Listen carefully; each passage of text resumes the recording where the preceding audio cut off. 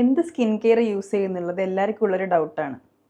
ഞാൻ ഇന്ന് ഡിസ്കസ് ചെയ്യാൻ പോകുന്നത് ആക്നെ പ്രോൺ ഓയിലി സ്കിൻ ഉള്ളവർക്കുള്ള സ്കിൻ കെയറിനെ പറ്റിയാണ്.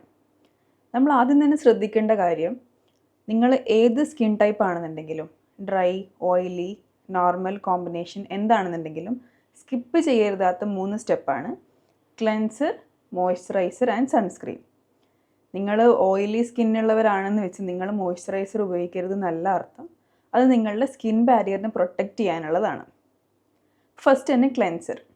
ആക്നെ പ്രോൺ ഓയിലി സ്കിന്നുള്ളവർ യൂസ് ചെയ്യേണ്ടത് ജെൻറ്റിൽ ക്ലെൻസറാണ്. അത് രാവിലെയും രാത്രി യൂസ് ചെയ്യണം.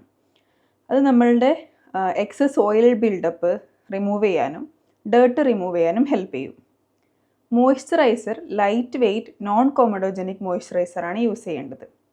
ഇത് നമ്മളുടെ പോർസിനെ ക്ലോഗ് ചെയ്യാതിരിക്കാൻ ഹെൽപ്പ് ചെയ്യും. നെക്സ്റ്റ് അതും രാവിലെയും രാത്രി യൂസ് ചെയ്യണം. Next sunscreen. സൺസ്ക്രീൻ എല്ലാ രാവിലെയും മോയ്സ്ചറൈസറിന് ശേഷം യൂസ് ചെയ്യണം. SPF അറ്റ്ലീസ്റ്റ് 30 ഉള്ള സൺസ്ക്രീൻ ആയിരിക്കണം യൂസ് ചെയ്യേണ്ടത്.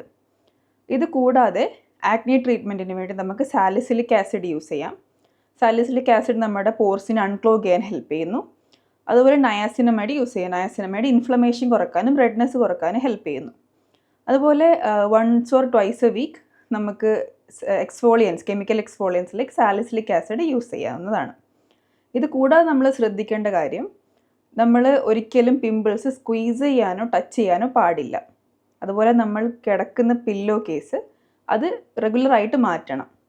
അതുപോലെ നമ്മൾ എക്സ്റ്റേണലി കെയർ കൊടുക്കുന്ന പോലെ നമ്മൾ ശ്രദ്ധിക്കേണ്ട ഒന്നാണ് നമ്മളുടെ ഹെൽത്തി ബാലൻസ്ഡ് ഡയറ്റ്. അത് എപ്പോഴും മെയിൻറ്റെയിൻ ചെയ്തിരിക്കണം. അതുപോലെ ഹൈഡ്രേഷനും മെയിൻറ്റെയിൻ ചെയ്യണം.